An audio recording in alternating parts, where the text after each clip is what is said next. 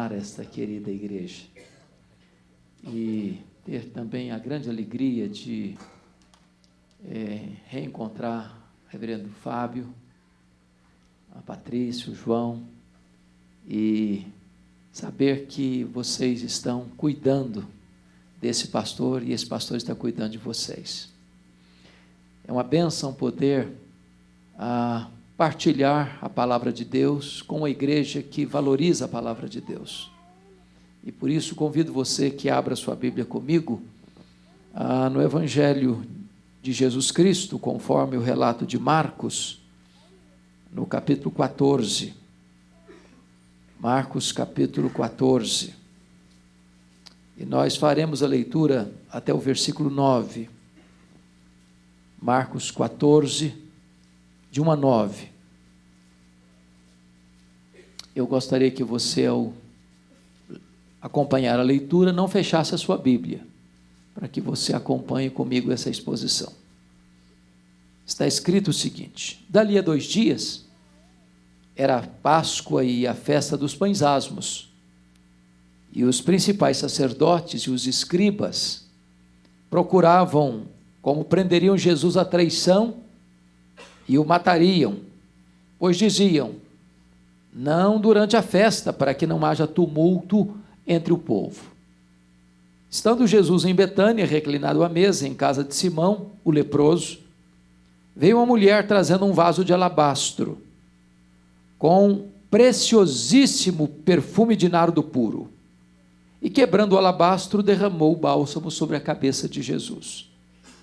Indignaram-se alguns entre si e diziam: para que esse desperdício de bálsamo? Porque este perfume poderia ser vendido por mais de 300 denários e dar-se aos pobres. E murmuravam contra ela. Mas Jesus disse: deixai-a, por que a molestais? Ela praticou boa ação para comigo, porque os pobres sempre os tendes convosco, e quando quiserdes podeis fazer-lhes bem, mas a mim nem sempre me tendes. Ela fez o que pôde, antecipou-se a ungir-me para a sepultura. Em verdade vos digo, onde for pregado em todo o mundo o Evangelho, será também contado o que ela fez, para a memória sua. Amém.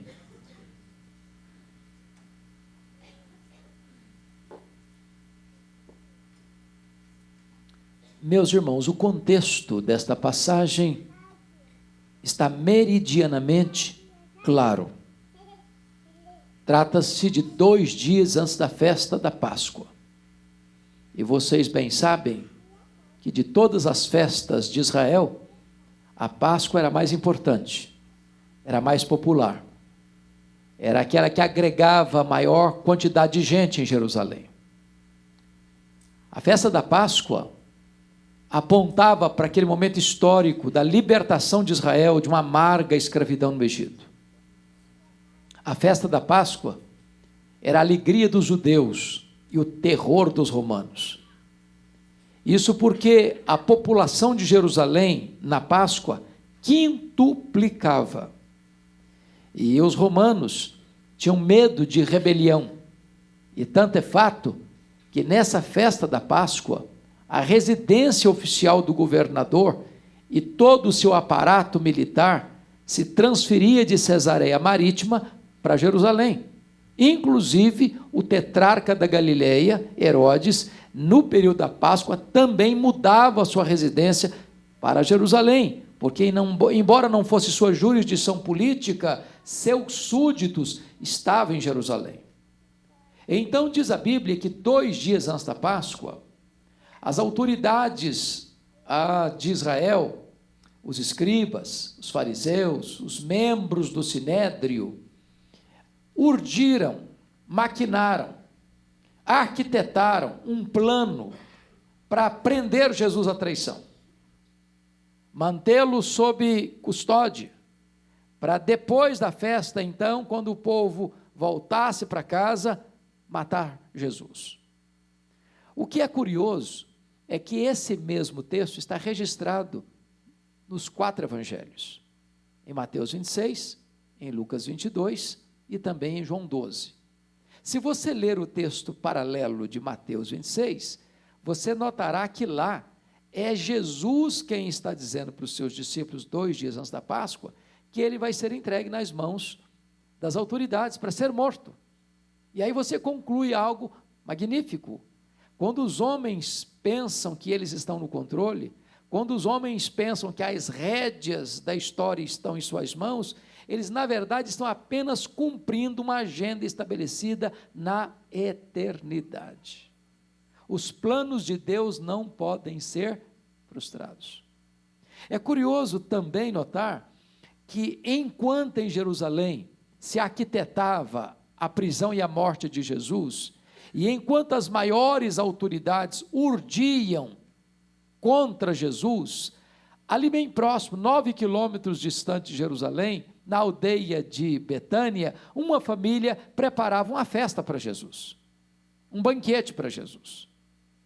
E acho estranho e até curioso, que Jesus continue ainda hoje provocando reações tão distintas, amado por uns, odiado por outros, adorado por uns, rechaçado por outros. Mas o que me marca no texto lido é que esse jantar, ou esse banquete, ou essa festa que é oferecida para Jesus, ocorre na casa de um homem, chamado Simão. E o texto nos relata que esse Simão foi adjetivado. Botaram nele uma espécie de apelido, de alcunha, um epíteto. Simão, o leproso. Quem é Simão? Eu não sei, a Bíblia não relata. Não sei se é o marido da Marta, eu não sei se é o pai da Marta, porque a Marta está servindo nesse jantar. Lázaro, recém-ressuscitado, está à mesa com Jesus nesse jantar. Mas não dá para cogitar. E aqui aprendi um lema que vale a pena sempre recordar. Onde a Bíblia não tem voz, nós não deveríamos ter ouvidos. Então, não cogitemos. Mas destaquemos o ponto. Simão, o leproso. A pergunta que eu faço a vocês é esta: esse Simão ainda era leproso? E a resposta categórica e insofismável é um sonoro não. Claro que não, não podia ser. Por que você sabe disso? Porque se eu fosse leproso, eu não podia ficar em casa. Se eu fosse leproso, eu não podia receber ninguém para um jantar. Se ele fosse leproso, eu não podia estar à mesa. Se ele fosse leproso, eu tinha que estar num leprosário. Agora, notem o registro bíblico. O texto não diz que o jantar aconteceu na casa de Simão, o ex-leproso. O texto é claro. O jantar aconteceu na casa de Simão, o leproso. Como entender isso? Esse texto está registrado certamente para nos alertar de um grande problema ainda hoje. Que problema? O problema de rotular pessoas. O problema de carimbar gente. O problema de impor uma tatuagem existencial nas pessoas. Sabe por quê, irmãos? Rótulos ficam, mesmo quando eles não são necessários mais. Por exemplo, o doente foi curado, o cativo foi liberto, aquele que estava perdido foi encontrado, aquele que estava arruinado foi salvo, mas o rótulo fica. Não rotule gente. Também, curiosamente, quem se destaca nesse jantar é uma mulher. É uma mulher. No texto de Mateus 26, essa mulher é incógnita. No texto de Lucas 22, que é o mais breve dos registros, não menciona o nome dela também. O texto lido, essa mulher também não tem nome, nós não sabemos quem é uma anônima. Mas no texto paralelo de João 12, sabemos que esta mulher é Maria, irmã de Marta e de Lázaro. E talvez nenhum personagem na Bíblia tenha uma biografia mais interessante e bela do que Maria, porque ela só aparece 3 vezes nos evangelhos. E nas 3 vezes que ela aparece nos evangelhos, ela está literalmente aos pés de Jesus. A primeira vez, em Lucas 10, aos pés de Jesus para aprender. Diz a Bíblia que Jesus está na sua casa, Marta correndo de um lado para o outro, preparando talvez a refeição, e ela chega a ponto de exortar Jesus: Porque Maria estava sentada aos seus pés, ouvindo seus ensinamentos, e ela diz: mas não vais falar com a minha irmã aí para se levantar, para se mexer, para vir me ajudar? E Jesus disse: Marta, Marta, andas inquieta e desassossegada com tantas coisas, uma coisa só é necessária, Maria escolheu a boa parte, e esta não lhe será tirada. Precisamos estar aos pés de Jesus para aprender, precisamos usar a nossa Bíblia, tê-la aberta, estudá-la, meditar nela, porque hoje abrir a sua Bíblia e ler e estudar e meditar é assentar-se aos pés do Senhor Jesus. A segunda vez que Maria aparece nos evangelhos, em João 11, e ela está quedada outra vez aos pés de Jesus, agora para chorar. Chorar o quê? A morte de seu irmão Lázaro. Meus irmãos, todos nós que estamos aqui, já lidamos com isso, ou haveremos de lidar. A dor do luto, e dói muito, e dói muito.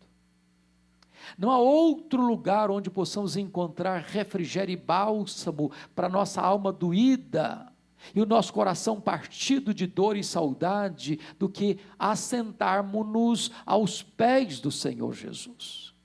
É ali que uma fonte de consolo jorra para dentro da nossa alma. Mas a terceira vez que Maria aparece nos evangelhos é nesse texto e nos seus paralelos. E mais uma vez ela está aos pés de Jesus, agora para agradecer. E agradecer o quê? O texto, no seu contexto, é por demais eloquente para nos deixar claro que ela está agradecendo o maior milagre público de Jesus, a ressurreição de seu irmão. E vocês bem conhecem o contexto. Diz a Bíblia que quando Lázaro adoeceu, e Jesus tinha o hábito de pernoitar nessa casa, porque esses 3 irmãos eram amigos de Jesus, Jesus estava noutra direção, um dia de viagem de Betânia, onde Jesus estava. Então Marta e Maria mandam um recado para Jesus, enviam um mensageiro para Jesus com a seguinte mensagem: está enfermo aquele a quem amas. Elas não disseram: venha depressa, corre, temos urgência, Lázaro está muito mal, o senhor não pode ficar por aí, vem logo. Não falaram nada disso, só deram o seguinte recado: está enfermo aquele a quem ama. Sabe por quê? Quem ama tem pressa em socorrer a pessoa amada. Agora notem algumas coisas interessantes. Quando Jesus recebe o recado, ele diz para os seus discípulos assim: Lázaro morreu. Mas, ao mesmo tempo, Jesus manda um recado para Marta. Vai lá e fala para Marta que esta enfermidade não é para a morte, é para a glória de Deus. Aí, notem comigo, vamos fazer conta. O homem gasta um dia para ir. E se ele gasta um dia para ir, ele gasta um segundo dia para voltar. Quando ele chega lá e dá o recado atabalhoadamente para Marta, Marta, Jesus mandou avisar aí que essa enfermidade não é para a morte, não, é para a glória de Deus. Ele nem tinha tomado conhecimento de que o Lázaro já tinha morrido, já estava sepultado. Olha o nó na cabeça da Marta. Diz o texto que Jesus fica mais 2 dias onde estava. Se o homem gastou um dia para ir, um dia. Ele fica mais 2, 3 dias. No outro dia Jesus vai. É o 4º dia. Quando chega lá, Lázaro está morto e sepultado há quanto tempo? 4 dias. Qual a conclusão que você chegou? No momento em que o emissário sai da casa da Marta para entregar o recado a Jesus, nesse mesmo dia o Lázaro morreu. Naquela época se sepultava no mesmo dia. Agora a grande pergunta dos judeus que estavam lá com Marta e Maria, condoendo-se delas, é por que não impediu que Lázaro morresse, já que ele o amava? Essa é a minha pergunta. Se Deus me ama, por que eu estou sofrendo? Se Deus me ama, por que eu estou passando por isso? Se Deus me ama, por que essa enfermidade chegou? Se Deus me ama, por que eu tenho que chorar a dor do luto? Se Deus me ama, por que eu estou enfrentando essa circunstância? Ou, talvez a sua pergunta seja outra: se Ele me ama mesmo, por que está demorando tanto em resolver meu problema? Será que Ele não está vendo? que eu estou sofrendo, que eu estou chorando, que eu estou aflito, que eu estou angustiado. Por que que tem que demorar tanto? Por que que ele não veio? Talvez as perguntas que se faziam a Marta era esta lá. Ô Marta, eu acho que ele não vem não. Ele vem muito na sua casa aqui quando está tudo bem, agora ele não vem não. Ele vem, ele não vai deixar a gente na mão, ele não nos decepciona, ele vem. E o Lázaro piorando. Cadê Jesus? Não chegou não, não. Ele vem sim. Daqui a pouco alguém chega para Marta e diz assim, ô Marta, não precisa esperar seu Jesus mais não. Lázaro acabou de morrer e o seu Jesus não chegou. Tem hora que a demora de Deus é mais doída na alma do que o próprio problema que nós enfrentamos. A grande questão é por que ele espera 4 dias? Por uma razão muito simples. Havia uma crença entre os rabinos que um morto podia ser ressuscitado até o 3º dia. Deus usando um personagem humano para fazer isso. Deus já tinha usado Elias, Deus já tinha usado Eliseu, o próprio Jesus já tinha ressuscitado o filho da viúva de Naim, a filha de Jairo. Mas dentro da crença dos rabinos, a partir do 4º dia, nenhum homem poderia ser usado para isso mais. Só o próprio Deus em pessoa podia realizar esse milagre. Pois Jesus espera até o 4º dia, para que todos se rendessem a essa verdade absoluta, de que ele não era apenas um grande homem, ele era o próprio Deus entre os homens. Então Maria está aqui para agradecer esse grande e estupendo milagre da ressurreição do seu irmão depois de 4 dias de sepultado. E diz a Bíblia que ela está vindo, Jesus está à mesa, reclinado à mesa, e vocês sabem que a mesa lá não é essa mesa nossa aqui. A pessoa sentava colocando as pernas para o lado e os cotovelos em cima da mesa, era uma mesa mais baixa. E ela vem por trás de Jesus com um vaso de alabastro. Alabastro é uma pedra ornamental. E diz a Bíblia que tem dentro desse vaso um perfume preciosíssimo, grau superlativo, feito de uma essência. Como é que é o nome da essência? Nardo. Como é que é a essência? Nardo puro, sem mistura, não é híbrido, puro. Diz Mateus 26 que esse vaso está cheio. E diz João 12 que tem dentro desse vaso que está cheio 1 libra de perfume. O que é 1 libra? 1 litro tem 2,2 libras. Logo tem dentro desse vaso em torno de meio litro, meio quilo de perfume. Então ela vem, Jesus está reclinado à mesa, e ela, ao ficar por trás dele, quebra o vaso, e todo esse perfume é derramado na cabeça de Jesus. Se você tentar jogar meio litro d'água na cabeça de alguém, você vai perceber que essa água vai bater e vai escorrer.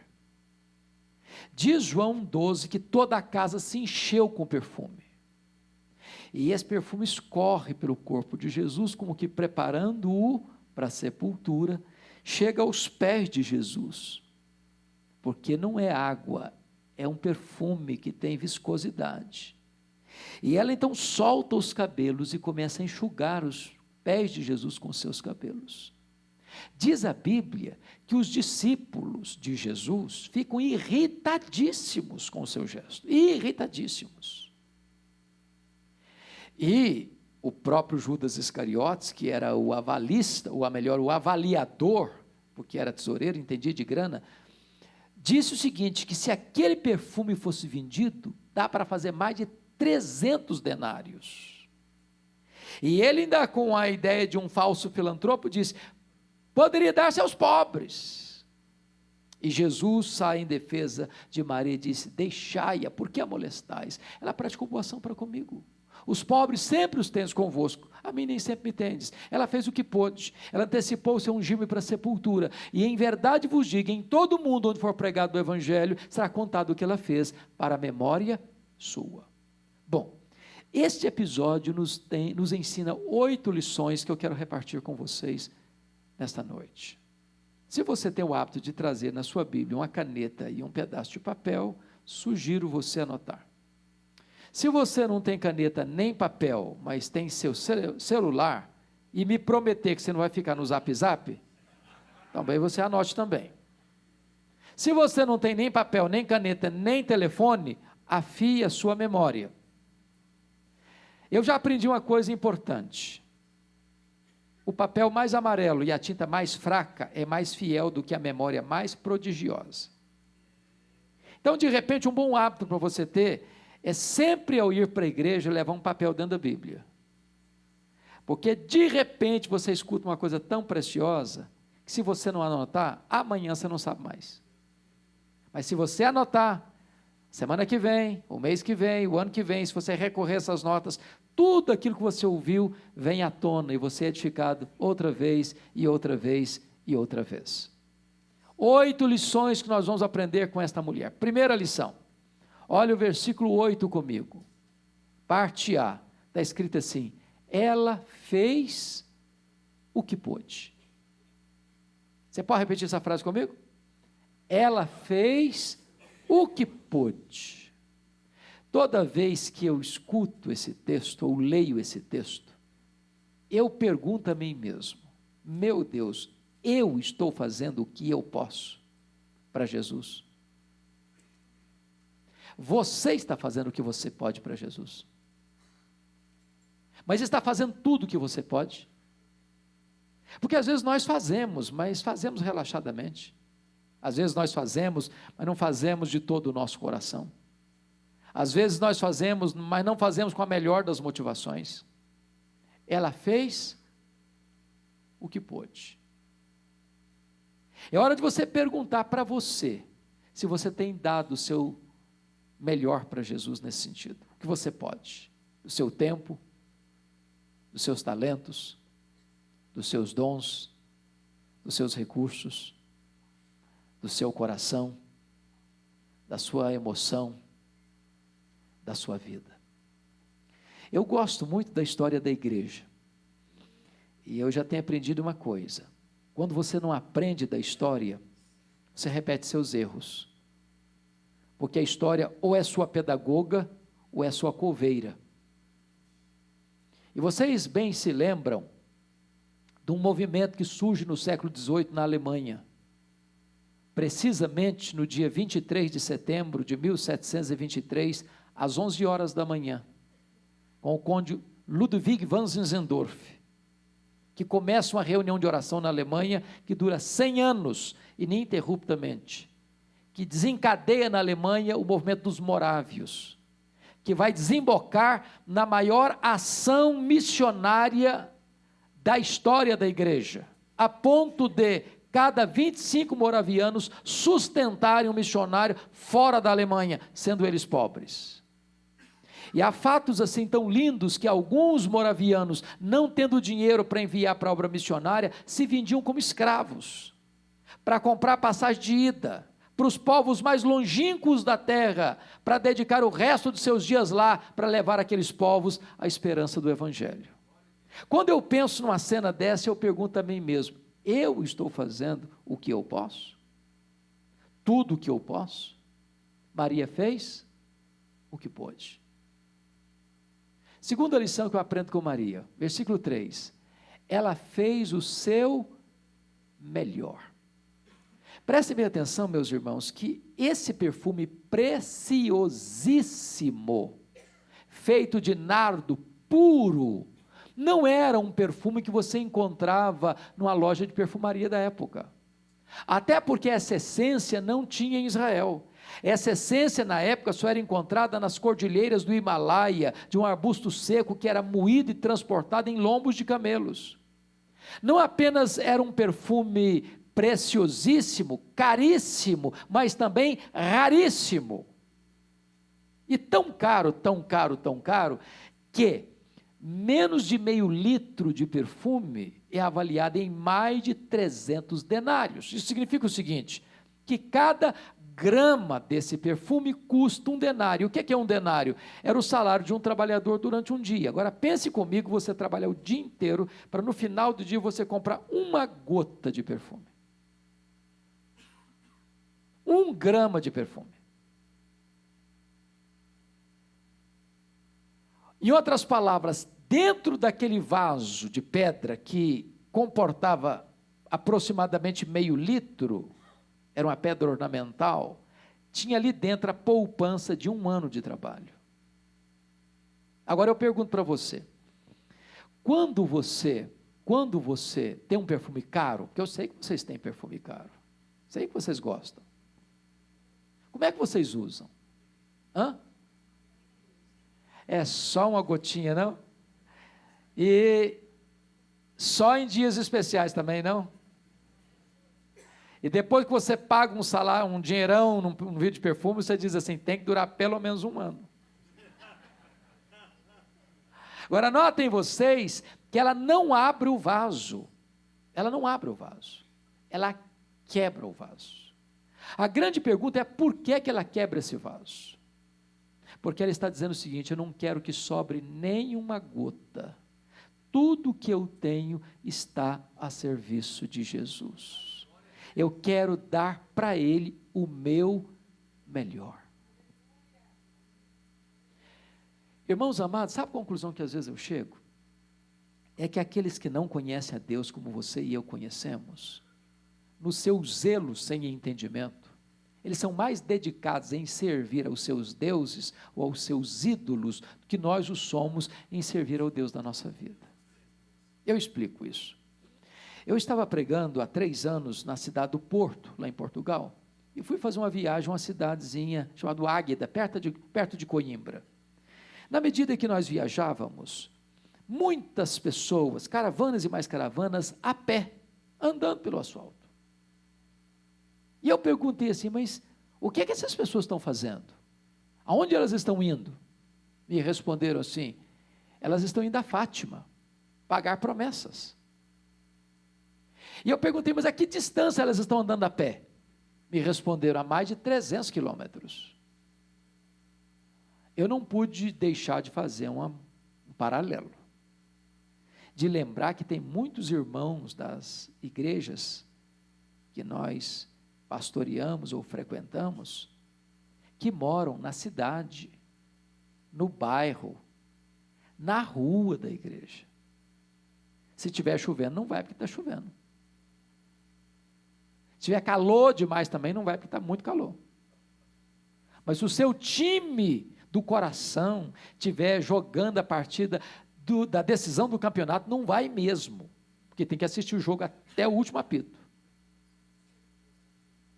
E aí, você começa a perceber que aqueles que não conhecem a Deus, como você conhece a Deus, são mais zelosos em servir aos seus deuses, do que você o é em servir ao Deus da sua vida. Maria fez o seu melhor. Terceiro lugar, Maria fez não apenas o que pôde o seu melhor, ela fez sacrificialmente. Porque aqui tem uma pergunta muito curiosa a fazer ao texto. Por que uma moça pobre, de uma família pobre, de uma vila pobre, de um país pobre, dominado por um império estrangeiro, que tinha que pagar altíssimos tributos, trabalhando à meia para o governo, embora hoje não seja tão diferente, consegue dar 1 ano de trabalho num frasco de perfume?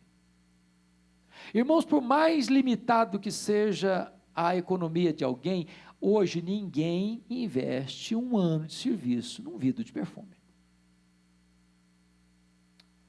Mas para você entender isso, você tem que entender a cultura judaica. Quando a moça se tornava de menina em moça, porque essa transição é tão rápida que às vezes os pais ficam assustados, começava um processo de comprar esse perfume, gota a gota, grama a grama, semana a semana, mês a mês, ano a ano, e acondicionando esse perfume nesse frasco de pedra ornamental. E isso era preparado para o dia mais feliz. Se o vaso já estava cheio, porque de certa forma ela já estava antevendo a proximidade do casamento. Era aguardado para o dia mais feliz, mais esperado, mais sonhado da vida dessa moça, o dia das suas núpcias. Sabe o que ela faz? Ela não dá apenas o seu melhor, ela dá aquilo que tem mais significado para ela, aquilo que tem mais valor para ela, aquilo que tem mais sentido para o seu coração. Ela faz isso sacrificialmente. A pergunta que eu quero fazer para você nesta noite é esta: o que é que você tem feito para Jesus que possa receber o selo de sacrificial? Porque tem gente que dá as sobras para Deus, igual o profeta Malaquias, lembra? Uma ovelha ficava doente, era atacada por uma fera, estava lá se esvaindo em sangue, ia morrer.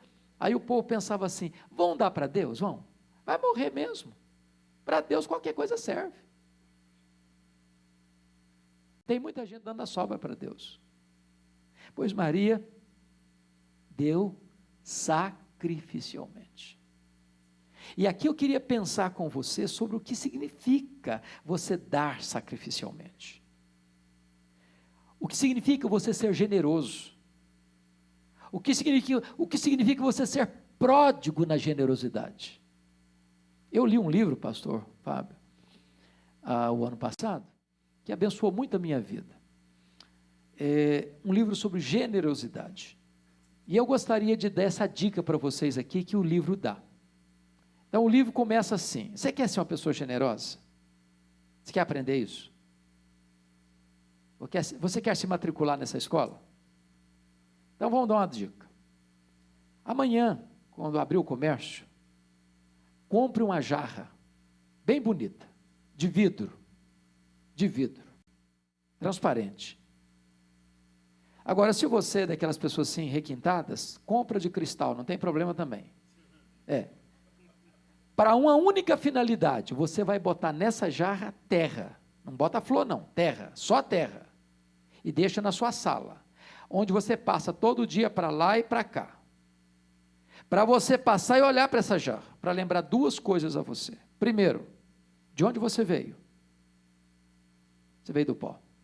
Segundo, para onde você vai? Você vai voltar para o pó.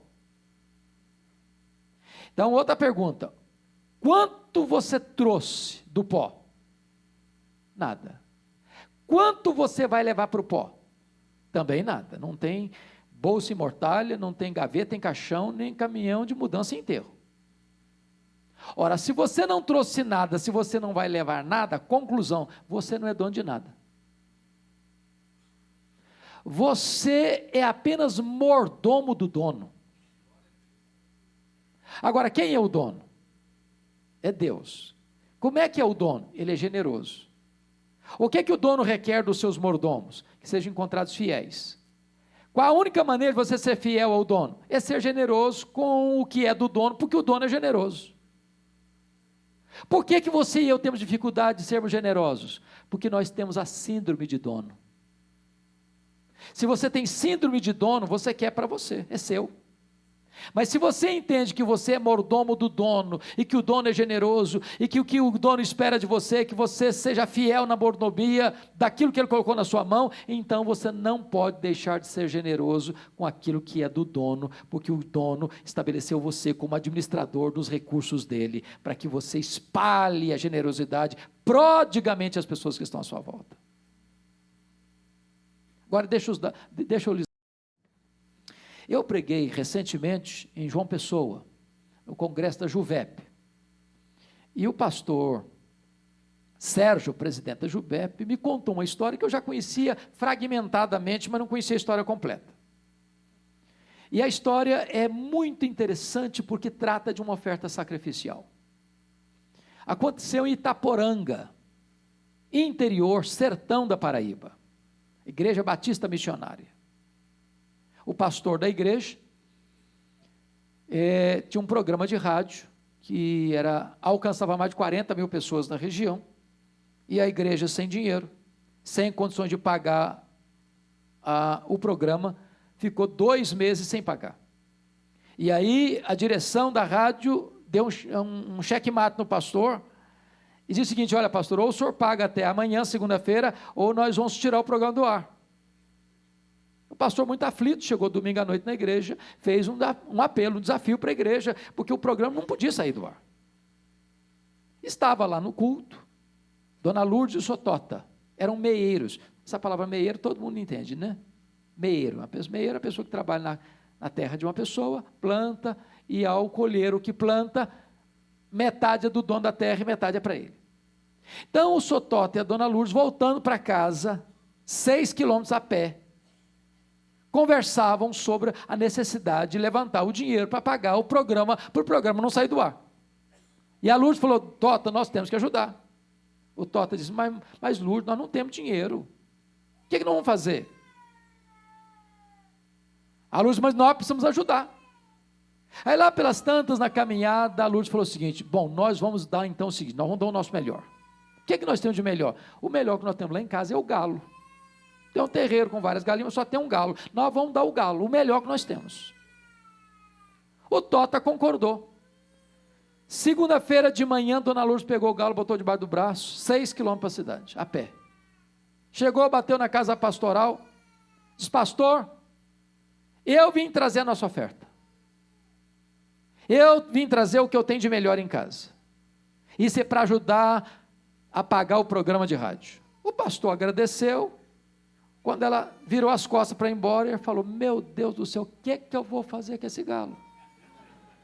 O que eu vou arrumar com isso? Pensou ele: bom, vou fazer uma rifa. Aí pensou melhor: não, rifa não vai pegar bem. Não vai pegar bem para a igreja, o negócio vai dar certo não. Aí um irmão se aproxima dele e falou: pastor, vamos fazer o seguinte, vamos botar isso nas redes sociais. Vamos contar o testemunho da dona Lourdes. Botar nas redes sociais. Essa informação chegou ao pastor Jeremias Pereira, lá da 8ª IPB de Belo Horizonte, que já ajuda há muitos anos pessoas no sertão. Quando ele recebe e lê essa história, ele fica muito comovido. Chega na igreja no domingo e diz: meus irmãos, surgiu essa e essa necessidade. Contou a história da mulher do galo, e aí levantaram uma oferta no culto. E essa oferta correspondia a 2 anos de mensalidade do programa. Aí mandaram para o pastor, falou: pastor, o senhor fique tranquilo, porque o programa está garantido 2 anos. Aí o pastor Jeremias foi pregar lá no Canadá, lá em Toronto. Aí contou a história da mulher do galo. Aí os irmãos da igreja perguntaram assim: nós queremos saber se a dona Lourdes tem algum desejo, algum sonho, alguma necessidade. Ela tem sim, ela mora numa casinha de chão batido, ela não tem energia, mas não tem geladeira, não tem um fogão. O sonho dela é ter uma geladeira para beber uma aguinha gelada no calor escaldante do sertão e fazer um chup-chup para vender, pegar uns trocos. Então pode falar com a dona Lourdes que nós estamos mandando dinheiro para comprar uma geladeira nova, para comprar um fogão novo, está resolvido esse problema. Aí outra igreja escuta a história da mulher do galo. Quer saber como é que é essa terra que a dona Lourdes trabalha? Como é que é o tamanho dessa terra? Como é que é essa terra? Vamos comprar essa terra para ela. Ela não vai ser meia mais não, ela vai ser a proprietária da terra. Comprar a terra, passar a escritura. A terra onde ela trabalhava passou a ser dela. Aí uma outra igreja escutou a história da mulher do galo. Quer saber como é que é essa terra? Vamos mandar um engenheiro agrônomo lá. Vamos mandar uma pessoa para examinar esse terreno, para irrigar esse terreno, para adubar esse terreno, para produzir mais. E assim fizeram. Aí o pastor estava pregando em Nova York. Contou a história da mulher do galo. Aí a igreja perguntou assim: nós queremos saber como é que é a casa da dona Lourdes. Ah, ela mora numa casinha de chão batido ainda. Sabe o que é chão batido? Não tem nem piso. Ela mora numa casinha de chão batido ainda. Pois bem, então nós vamos construir uma casa nova, uma casa grande, com varanda, equipar a casa dela de tudo bom e do melhor. E assim fizeram. Aí um repórter da Christianity Today, talvez a mais importante revista periódica evangélica do mundo, ouviu essa história da mulher do galo. E o repórter pegou um avião em Nova York, desceu em João Pessoa, pegou um carro rumo ao sertão em Itaporanga, para escutar a dona Lourdes, para fotografar a dona Lourdes e o Sotota, e para contar essa história para o mundo inteiro. É claro que quando a dona Lourdes e o Sotota deram o galo, eles não esperavam receber um galinheiro de volta. Deram sacrificialmente. Não é barganha com Deus, não é troca com Deus. Não é teologia da prosperidade. Se você der 100, você recebe 900. Não, é dar sacrificialmente. Quarta lição que nós aprendemos com Maria. Veja aí versículos 4 a 6. Ela fez apesar das críticas. Meus irmãos, eu sou pastor há 36 anos. Eu nunca vi uma pessoa que se levantou para fazer algo relevante no reino de Deus que não tenha enfrentado críticas. Quem tem medo de críticas não serve a Deus. Quem tem medo de críticas está mais interessado nos aplausos dos homens do que na aprovação de Deus. Quem tem medo de críticas ama mais a si mesmo do que a Deus e a sua obra. Se você perceber, Maria enfrenta três críticas, e a primeira crítica está no versículo 4, olha aí o que está acontecendo, está escrito: indignaram-se alguns entre si, diziam, para que esse desperdício de bálsamo? Quem são esses alguns aí? São os discípulos, a liderança, que devia estar aprendendo com ela ou se alegrando com ela, estão o quê? Indignados. Agora preste atenção, eles não estão indignados com o que ela está fazendo, eles estão indignados para quem ela está fazendo. Se fosse para os pobres, tudo bem, mas para Jesus, não, isso é desperdício. Aí é desperdício. Segunda crítica está no versículo 5, olha aí. Está escrito: porque este perfume poderia ser vendido por mais de 300 denários e dar-se aos pobres, e murmuravam contra ela. Segunda crítica é murmuração. Você conhece o que é murmuração, sabe? Acho que aqui na igreja de Guará 2 não existe isso. Os irmãos não lidam com esse problema, graças a Deus. Mas murmuração é um negócio que fermenta, que azeda. E notem vocês que eles pensaram e disseram assim: com essa grana aí, dava para dar muita bolsa à família. Dava para comprar muita cesta básica. Dá para resolver o problema social de muita gente. Mas sabe quem avaliou com muita precisão esse valor?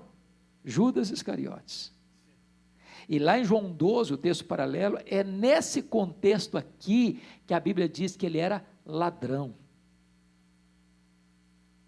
A frustração de Judas é que ele não botou a mão nessa grana. E é nesse contexto aqui que ele sai dessa casa aqui para ir vender Jesus por 30 moedas de prata. Mas a terceira crítica está no versículo 6, olha aí comigo. Mas Jesus disse: deixai-a, porque a molestais. Ela praticou boa ação para comigo. Molestação, indignação, murmuração, molestação. Molestar hoje é crime, da cadeia. Se Jesus não saísse em defesa de Maria, os discípulos teriam arrebentado com ela. Então deixa eu dizer uma coisa para você, meu amado: você está fazendo a obra de Deus? As pessoas estão criticando você? As pessoas estão indignadas, estão murmurando, estão molestando? Continue fazendo a obra de Deus.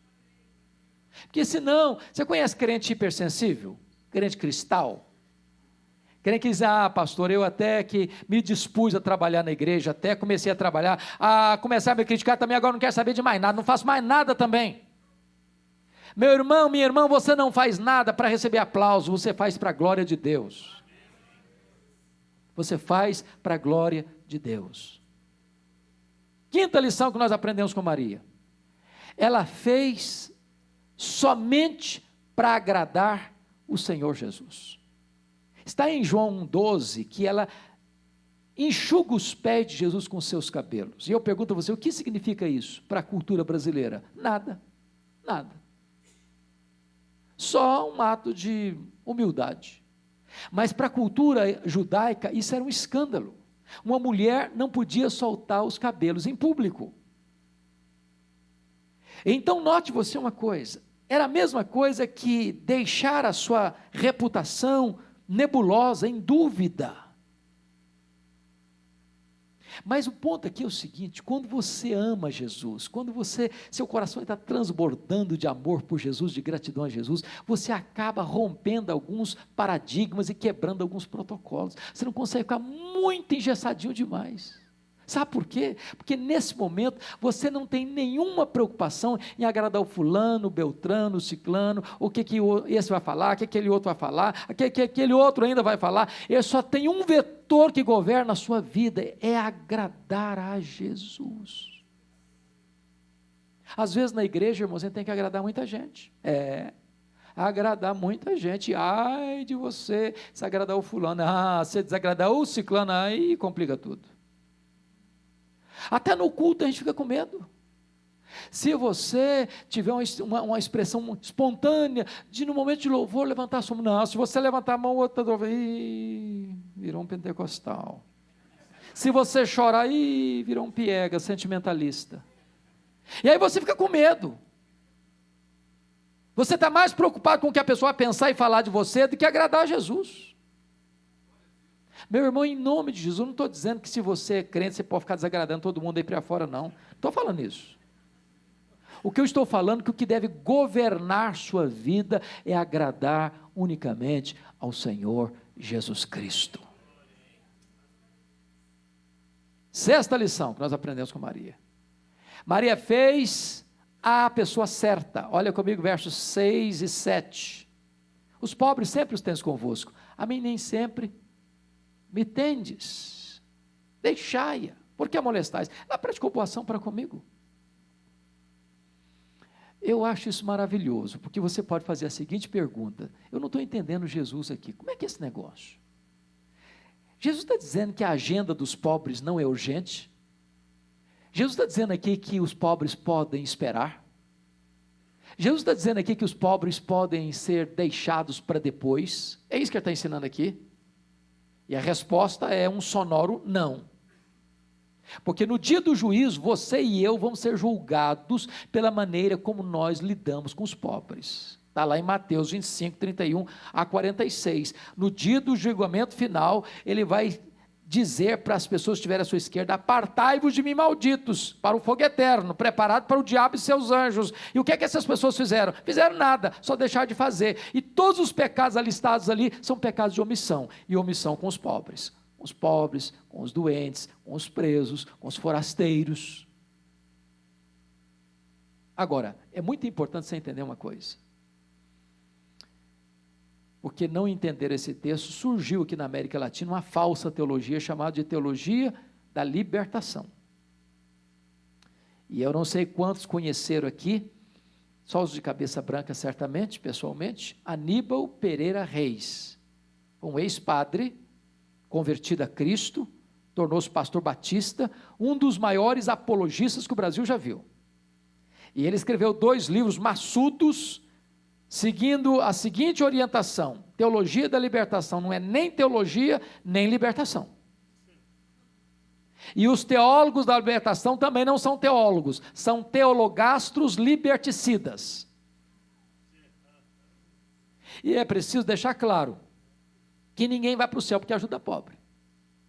Ninguém entra no céu porque dá pão para o faminto. Ninguém entra no reino de Deus porque ajuda o necessitado.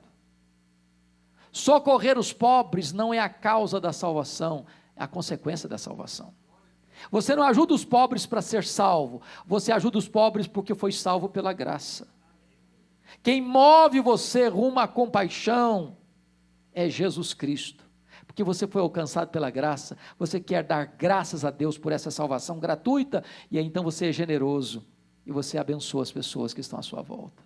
Por isso Maria fez a pessoa certa. Penúltima lição, 7º lugar, Maria fez no tempo certo. Olha o verso 8, a parte B. Ela antecipou-se a ungir-me para a sepultura. Agora, deixa eu pegar um gancho aqui para esclarecer isso para vocês. Lá em Lucas, capítulo 8, vocês se lembram que algumas mulheres passaram a sustentar o ministério de Jesus financeiramente? Lembram disso? Mulheres que foram curadas, mulheres que foram libertas e muitas outras. Agora, eu não sei se você já parou para perceber o contexto. Logo anteriormente, há um momento que Jesus diz que ele iria ser entregue nas mãos dos homens para ser morto, para ser crucificado, para ressuscitar o 3º dia. Essas mulheres estão lá escutando isso. E é logo depois que Jesus vai fazer uma grande campanha itinerante pela Galiléia e pela Pérea. Para você ter uma ideia, tinha 214 cidades na Galiléia com mais de 15 mil habitantes. Então era muita agenda mesmo. Agora pense comigo que era Jesus, 12 discípulos, mais essas muitas mulheres. Pensa comigo, não tinha hotel, não tinha pensão, não tinha hospedaria tão fácil. Olha a logística disso, para comer, para beber, para vestir, para hospedar. E essas mulheres estão bancando o ministério de Jesus, financeiramente. Quando Jesus vai para Jerusalém, para Páscoa, sabendo elas, e Jesus já tinha falado isso, que ele iria para ser preso, para ser entregue nas mãos dos homens, para ser morto, essas mulheres sobem com ele. Quando Jesus está lá no Calvário, os apóstolos fogem, só João está lá em cima, essas mulheres estão lá. Quando Jesus morre e é sepultado, preste atenção no que eu vou dizer agora, para vocês entenderem bem esse contexto. Que horas Jesus morreu? Pergunto a vocês. Que horas? Que horas? 3 horas da tarde, trocando em miúdos no nosso horário, 3 horas da tarde. Que horas ele foi sepultado? Necessariamente antes das 6, porque de 6 começava o sábado. Agora preste atenção. É necessário. Morreu, 3 horas, 3 horas, durou 3 horas. Então, tem que tomar uma decisão. Alguém tem que ir a Pilatos, mas quem é esse alguém? Não, se for qualquer pessoa não vai resolver. Então vamos escolher aqui o José de Arimateia, porque ele era um discípulo anônimo, tem um texto que diz que ele era senador, ele era um membro do Sinédrio, era um camarada que tinha uma posição alta da sociedade. Lá ele vai ter livre entrada no palácio, vai conseguir falar com o governador. Ele tem que sair do local, ele tem que ir lá no Pilatos, ele tem que pedir permissão, o Pilatos tem que resolver dar permissão, tem que escrever a permissão, tem que voltar com a permissão, agora tira o corpo, agora limpa o corpo, agora corre no mercado, agora compra lençol, agora compra as pressas, perfume, e enrola o corpo, agora tem que descer da montanha, tem que levar para a sepultura. 3 horas é o quê? Muito pouco, gente, muito pouco tempo para tudo isso. Agora, preste atenção no que eu vou dizer. Essas mulheres, não eram outras, essas mulheres que estavam lá em cima descem, não consta que nenhum apóstolo desceu para o sepultamento. Essas mulheres viram onde e como Jesus foi sepultado. Repete essa frase comigo. Viram onde e como Jesus foi sepultado. Quando passou o sábado, o que essas mulheres fizeram? Correram no mercado, compraram o quê? Bálsamo, perfumes. Por quê, gente? Por quê? Por quê? Deixa eu fazer uma declaração aqui. Mulher, via de regra, não gosta de nada mal feito. Elas viram o quê? Onde e como. O serviço ficou muito atabalhoado, muito apressado. Elas pensaram, vamos fazer direito. Então voltaram lá na madrugada do primeiro dia da semana, quando chega uma surpresa, a pedra está rolada, outra surpresa, o túmulo está aberto, outra surpresa, entraram, o túmulo está vazio, outra surpresa, quando estão saindo do túmulo, um anjo sentado em cima da pedra e perguntando assim para ela, o que você vai fazer aqui? Procurar entre os mortos aquele que está vivo, ele não está mais aqui não, ele ressuscitou. Agora, essas mulheres fizeram tanta coisa para Jesus, não fizeram uma coisa. Não fizeram o que Maria fez, antecipou-se a ungir-me para a sepultura. Sabe o que o anjo está dizendo para elas? Agora eu não preciso mais disso. Agora não adianta mais. Agora vocês não têm chance mais. Agora vocês perderam a grande oportunidade. Não dá mais. Então, qual a lição que você e eu aprendemos? Tem coisas na vida que você ou faz hoje, ou nunca mais vai fazer amanhã. Você tem que demonstrar amor para alguém, demonstre hoje.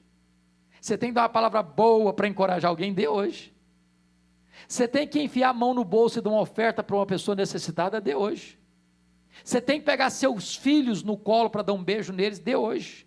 Você tem que dizer para o seu marido, eu te amo, fale hoje. Você tem que dar um abraço na sua mulher e dizer, minha filha, eu amo você, fala isso hoje. Você tem que dizer para o seu pastor, eu te amo, fale isso hoje. Hoje, porque amanhã pode ser tarde. Eu não sei quanto a vocês, mas uma coisa que me choca profundamente na cultura brasileira são os nossos funerais. Me choca. Sabe por que me choca? Eu nunca vi ninguém receber mais elogio do que defunto. Já viu? É uma rasgação de seda em cima do caixão que não tem mais fim. A pergunta é se a pessoa que está ali, morta, em vida, escutou pelo menos um pouco daqueles elogios. Você já viu que defunto recebe mais flor do que vivo? Tem sentido isso? Não dá para entender, ué.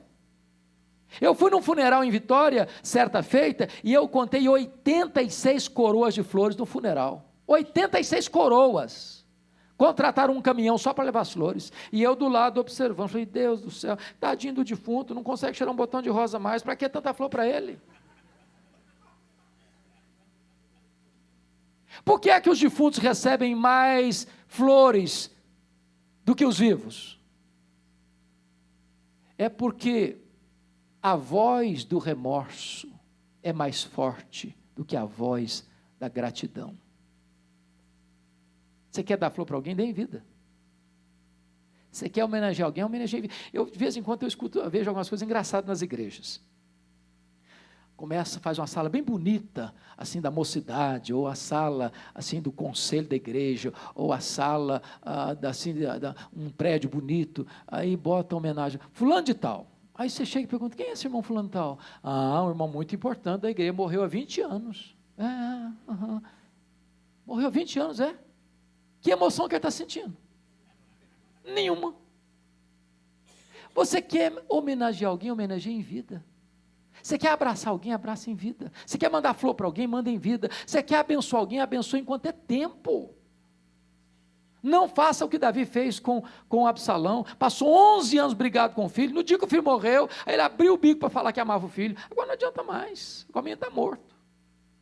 Agora não escuta mais. Última lição, 8ª lição. Bom, já que vocês são bons de memórias, vão recordar os 7 primeiros. Então vamos lá. Primeiro, ela fez que pôde. Segundo, ela fez, isso é melhor. Terceiro, ela fez sacrificialmente. Quarto, ela fez, apesar das críticas. Quinta, ela fez só para agradar a Jesus. Sexta, ela fez para a pessoa certa. Sétima, ela fez no tempo certo. Em 8º e último lugar, ela fez com reflexos para a eternidade. Olha o versículo 9. Em verdade vos digo, que onde for pregado o evangelho em todo o mundo, será também contado o que ela fez, para a memória sua. Sabe o que me impressiona aqui? É que aquele episódio que ocorreu dentro de uma casa pequena, na pequena vila de Betânia, no recôndito daquele lar, está sendo proclamado os eirados da história, trombeteado nos ouvidos do mundo. E hoje, 9 de maio de 2018, essa profecia de Jesus se cumpre mais uma vez no templo da Igreja Presbiteriana Guará 2, Brasília, Brasil, América do Sul, no mundo. A grande pergunta que eu faço para você hoje é esta: o que é que você está fazendo hoje que vai refletir na vida de outras pessoas, nas outras gerações? Nós vivemos numa geração egoísta, narcisista, que pensa em si, que não investe nos outros. Deixa eu fazer uma perguntinha complicadinha para você. Você já pensou na frase que vai estar na sua lápide? Já pensou nisso? Você já pensou que frase resumiria a sua vida? A pergunta que às vezes eu faço para mim, aqui com os meus botões, é esta às vezes: meu Deus, depois que eu partir, se Jesus não voltar antes, 50 anos depois, alguém passando lá e tirando a poeira de cima da pedra, será que ainda vai ser impactado? Ou pense em outra cena, alguém manuseando um álbum antigo de família, a criança no colo, pergunta assim, mas quem é esse aqui? Quem é aquela ali? Quem está com a criança no colo começa a chorar e diz, esse aqui, essa ali, foi quem nos ensinou a andar com Deus, quem nos levou aos pés do Salvador. O que é que você está fazendo hoje que vai impactar as futuras gerações? E eu quero terminar minha fala hoje com vocês trazendo 2 exemplos, um negativo, um positivo. O negativo eu vou tirar da Bíblia, o positivo eu vou tirar da história da igreja. Está escrito lá no 2º livro dos Reis, capítulo 20, que o rei Ezequias foi um homem de Deus. Ezequias começou a reinar com 25 anos, Ezequias reinou 29 anos, Ezequias morreu com 54 anos. Ezequias tornou-se um rei pujante, rico, famoso. Ele fez uma profunda reforma em Jerusalém, porque seu pai era um homem perverso. Limpou a casa de Deus, promoveu uma reforma, experimentou um grande avivamento. Mas quando ele tinha 39 anos de idade, um homem com 39 anos de idade, acho que ele está no auge, em todos os aspectos, ele enfrenta 2 problemas. Um ataque estrangeiro fatal. O poderoso Império Assírio, que no seu governo já tinha dominado a Samaria e levado o reino do norte para o cativeiro, agora cerca Jerusalém, e ele recebe um recado abusado: renda-se, porque nenhum Deus poderá livrar você da minha mão. Se não bastasse esse cerco de um império estrangeiro poderosíssimo, diz a Bíblia que ele tem uma úlcera. E essa úlcera, o dinheiro dele não resolve, os médicos de Jerusalém não resolvem, e ele sabe que vai morrer. E nesse momento, ele tem um problema externo e um problema interno, e o profeta Isaías, da parte de Deus, vai à sua casa e diz assim: põe em ordem a tua casa, porque morrerás e não viverás. O homem é rico, o homem é famoso, o homem é poderoso, mas só sobra para ele uma parede. E para a parede ele se voltou. E diz a Bíblia que ele chorou abundantemente, que ele orou fervorosamente e que Deus respondeu rapidamente. O profeta não tinha saído da cidade ainda, quando Deus diz: volta lá e dize a Ezequias, príncipe do meu povo, que eu ouvi a sua oração, que eu vi suas lágrimas, que eu o curarei da sua enfermidade, que eu o libertarei do poder estrangeiro, e no 3º dia subirá à casa de Deus. Quando o profeta volta e fala isso para Ezequias, ele diz assim: mas qual é a prova que eu tenho que Deus vai me curar? E o profeta pergunta: o que você quer? Que a sombra do relógio de Acais retroceda 10 graus ou avance 10 graus? E o rei pensou: bom, já que Deus vai fazer um milagre, eu quero um milagre maior. Você já viu o relógio da marcha ré? O relógio anda para frente, para trás não. Então ele diz que retroceda 10 graus. E Deus interferiu na estrutura do universo para fazer esse estupendo milagre na vida de Ezequias. A notícia é tão grande, irmãos, que isso reverbera para fora de Jerusalém, para fora de Judá, chega lá na longínqua Babilônia. E diz a Bíblia que o rei da Babilônia é um império que está começando a surgir, está começando a se fortalecer. Ao saber desse duplo milagre, o rei escreve uma carta, o rei compra um presente, o rei manda uma comitiva diplomática visitar Ezequias para congratular-se com ele. Quando Ezequias recebe essa comitiva internacional, ele abre o seu palácio, ele abre os seus tesouros, ele abre a sua casa, ele mostra tudo que ele tem, ele não esconde nada, e mostrou quão grande ele era, quão rico ele era, quão forte ele era, quão poderoso ele era, e não deu uma palavra de glorificação ao nome de Deus. Diz a Bíblia em 2 Crônicas 32, que isso foi mal aos olhos do Senhor, porque o coração do rei se ensoberbeceu. Aí Deus manda o profeta Isaías de novo na casa dele. E aí, rei, estou sabendo que você recebeu visita. Ah, recebi sim. De onde era? Ah, lá da Babilônia. O que você fez? Ah, mostrei tudo, mostrei quão rico eu sou, quão forte eu sou, quão grande eu sou, quão poderoso eu sou. E o profeta disse: pois foi mal o que você fez. Então agora escute a palavra do Senhor. Essa Babilônia virá amanhã, no futuro.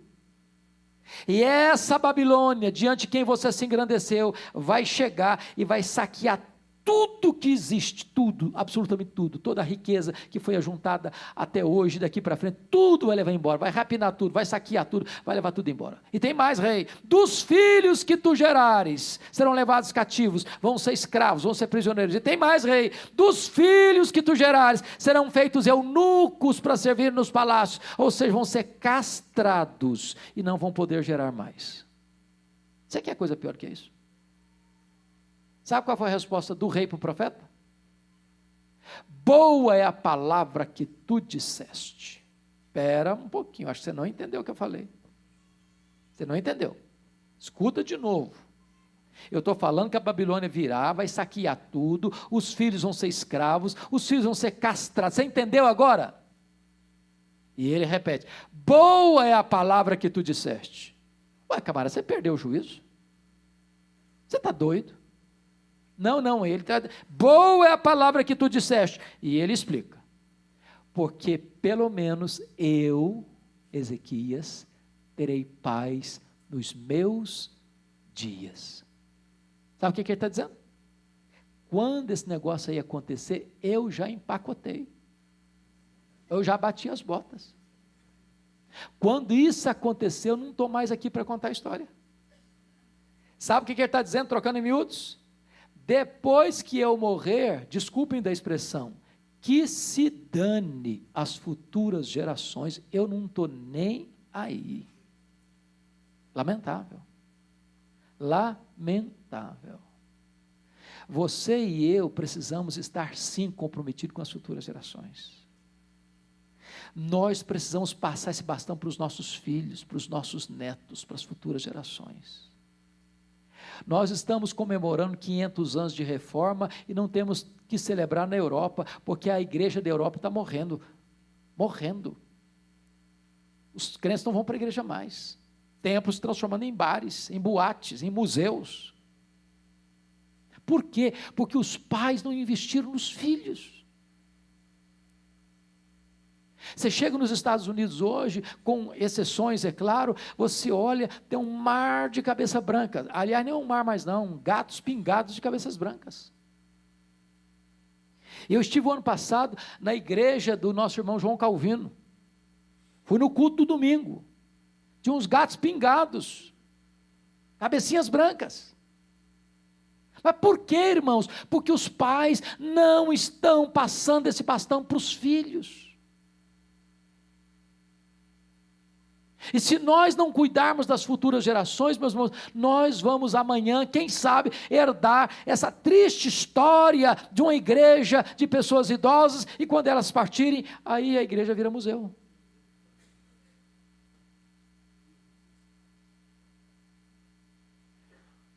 Deixa eu dizer uma coisa para vocês, que eu, pastor, com tantos outros colegas, temos ficado aflitos pelo Brasil afora. Eu estou rodando o Brasil, e essa reclamação é do Brasil inteiro. As nossas igrejas estão se secularizando. Sabe o que significa isso? Significa que aqui na igreja eu sou crente, piedoso, ortodoxo, mas o que eu faço depois não tem muito a ver. Quer ver uma coisa? Com raras exceções, as festas de casamento dos nossos crentes estão virando uma vergonha. Uma vergonha. Quanto mais rica a família, pior fica. Você sai da igreja, um casamento lindo, uma cerimônia belíssima, música maravilhosa, um sermão abençoador, aí sai do templo e vai para o cerimonial e lá o pau quebra. O pau quebra. A música que rola lá não tem nada a ver com Deus mais não. Bebida alcoólica, você serve todas. As luzes se acendem como uma boate e o povo de Deus cai na pista de dança, com as pernas bambas, voltam para casa bêbados. A música é tão alta que você não consegue conversar com quem está do seu lado. Perdemos o juízo, perdemos a capacidade de raciocínio. Entregamos e terceirizamos toda a música a um profissional que não tem talvez nenhum compromisso com valores do reino de Deus, e o que se canta lá, se você tiver condições de prestar atenção na letra, você fica chocado, escandalizado, porque coisa que ofende a santidade de Deus, que conspira contra os valores de Deus e da família. Ou botamos o pé no freio e tenhamos coragem de dizer, não, nós não fazemos assim, nós somos diferentes, nós somos povo de Deus, eu não preciso de álcool para me alegrar numa festa, eu não preciso de música mundana para me sentir bem numa festa, eu posso celebrar com temor, com alegria, com reverência, com prazer, com deleite, de maneira bonita e bela, louvado seja o Senhor.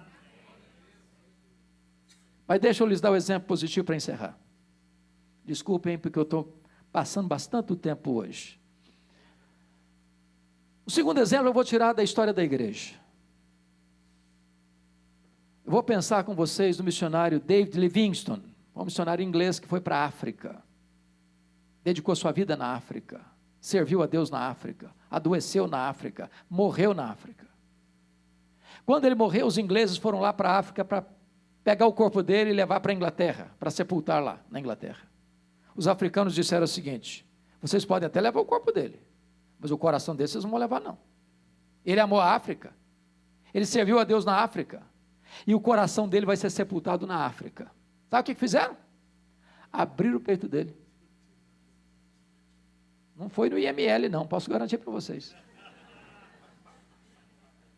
Abriram o peito dele, arrancaram o coração dele, sepultaram o coração dele na África. Quando você vai a Malawi, lá tem uma catedral de chão batido. E lá tem uma placa de bronze na parede assim, para a glória de Deus e em memória de David Livingstone. Pegaram o corpo dele, levaram para Londres, sepultaram na abadia de Westminster, onde estão sepultados os reis e os nobres da Inglaterra. Lá tem uma placa de bronze na parede com os seguintes dizeres, para a glória de Deus e em memória de David Livingstone. A grande pergunta é essa, amados. De que maneira eu estou vivendo? Que Deus nos ajude a viver hoje de tal maneira que quando nós partirmos, a nossa vida continue inspirando pessoas a viverem para a glória de Deus. E a nossa memória não seja apagada na terra. Que Deus nos ajude a imitar essa mulher que viveu aos pés de Jesus para aprender, para chorar e para agradecer. Fazendo o que pôde, fazendo o melhor, fazendo sacrificialmente, fazendo apesar das críticas, fazendo só para agradar a Jesus, fazendo no tempo certo, a pessoa certa, com reflexos para a eternidade. Que Deus nos ajude e nos abençoe. Amém.